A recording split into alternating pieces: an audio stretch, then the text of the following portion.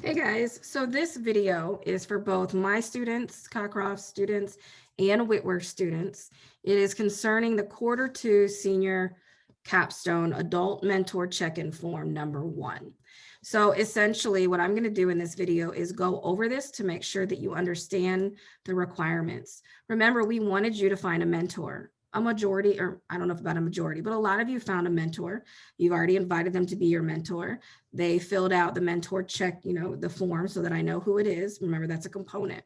The mentor is that person that can help you, with ideas and to help you through the process. And so a lot of you, I know, have already touched base with your mentor when you were struggling with the proposal or the essential question. And so what you're going to do now with this mentor is you need to meet with that mentor and you need to kind of record what you discuss when you meet. So let me make this a little bigger here so that when we go over it, there we go. Oh no, that's too big. Okay. So essentially what you're going to do, this is for the Q2, you're going to end up getting 3 of these check-in forms. And this is check-in form number 1. You want to put your full name, your mentor's full name, and your approved essential question. You just want to copy and paste right here. As I say here, your mentor is to help you. Hopefully by now you've already begun utilizing your mentor. The more you conference with your mentor, the better your overall project will be. In other words, remember, this project is about the process. It is never and will never be about perfection until the final draft, right? But if you're continuously seeking feedback, which is what your mentor is for, from myself, from Ms. Whitworth and your mentor, then you're continuously making it better. That's why we wanted you to have a mentor, because you can't do this on your own, okay? You just may not be as successful. Learning is all about feedback. The more feedback we get, we can take that feedback and then we can make something better. And that's really what this is for. So your mentor can give you suggestions on time management for those of you that struggle with that. Your topic, maybe you chose a mentor that is really knowledgeable about your topic. It could be about your paper. If you struggle with writing, talk to your mentor, ask them to look at it. The more eyes you have on your writing, the better your writing will end up being, because you can get more feedback. Your product when we get to that, and so forth. You are going to complete a mentor check-in form 3 times. This is your first time. You'll have 2 more. You'll have 1 in 3rd quarter and 1 in 4th quarter. Okay. This assignment will be a practice it assignment. So it's going to be worth 20 points, but it's going to go into the practice it category, which means it's part of that 35% of your overall grade.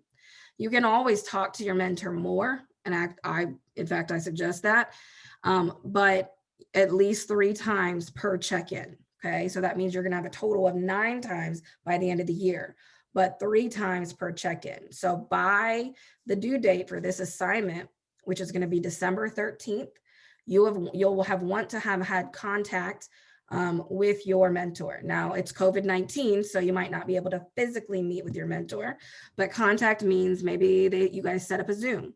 Maybe you do a FaceTime. Maybe you do, it's via text, maybe it's via email, whatever it is, you got to meet with that person. Okay. So all of that, you want to make sure before you start meeting, like ASAP, like you need to do this now so they know what they're trying to give you feedback on. You want to email your mentor ASAP, informing them about the specific meeting deadlines. So you want to let them know and the types of things you may need feedback on. Feel free to outline a plan. So if you're writing an email, say, I have to meet 3 times before December 13th. I would like to meet with you on blank, blank, and blank. Set a schedule. As adults, and as students, you guys, we're all busy. You need to set a schedule. They may email you back and say, well, I can't meet this day, but I can meet that day. So I highly suggest you email your mentor ASAP to say, I have to meet 3 times by December 13th. I would like to meet with you, blank, blank, and blank. See if they're okay with that. Also include, here are the types of things you're doing and the things that you might need feedback on. So for this one, you're in the green box.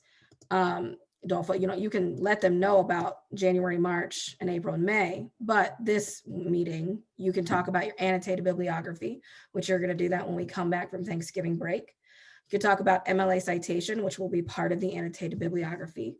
You can talk to them about your outline, which you're going to do the second week we get back from Thanksgiving break. So you'll do an annotated bibliography, and then we'll move right into the outline. This is why having your research by this point is really, really important. You could talk to them about your thesis statement, general feedback, like, hey, can you look at this and give me feedback? And you want to be specific when you ask for it. So if you're talking, especially to an English teacher, if you come up to me and you say, well, I need feedback on my whole, annotated bibliography, I'm going to might ask you what kind of feedback, your MLA citation, the way you use words, spelling, punctuation, etc. So you want to be specific. You want to ask for that specific feedback. You could talk to them about your essential question, which I think I've had for my class. The majority of you have been approved. There are still some people that I am still waiting for them to either revise their proposal and resubmit, or they haven't submitted at all. But you could talk to them about that too. All right, so this first page is just directions. You're going to use the next page to document your meetings for the mentor check-in number 1. So remember, you have to have met COVID times, Zoom, email, FaceTime, whatever, minimum of 3 times by December 13th. Okay, some of you have already met. Some of you already have feedback that someone gave you, like on your document, that can count.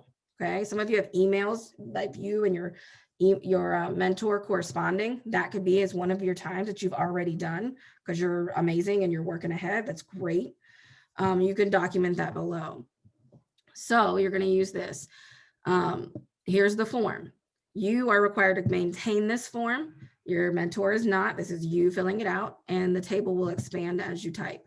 So you need to give me the date that you met, and then in your own words, you're going to summarize what you guys discussed. So if I were to start, on March 14th, my mentor and I discussed my essential question. I received feedback from my teacher that said it wasn't correct yet. So I asked my mentor, what advice they had, and they told me da da da da da.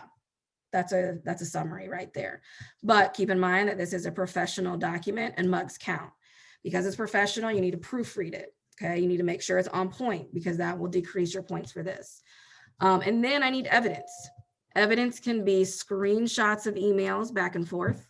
So you all should know by this point how to take a screenshot. It could be screenshots of a text. It could be a screenshot of you and your mentor in a Zoom. So maybe you guys have a Zoom or even FaceTime and you screenshot that real quick and you can slip it into here. It could be a link to a shared document, screenshots of written feedback, whatever. But I need some sort of evidence here. And so you'll just paste it into there. And then you'll turn that in no later than December 13th. So you should just be like, what I would do right now is make sure you've emailed your mentor of like, here's what you're required to give me. If your mentor is a staff member at Trotwood Madison High School, you could also share this document with them. Like share it with them and tell them what it's all about, right?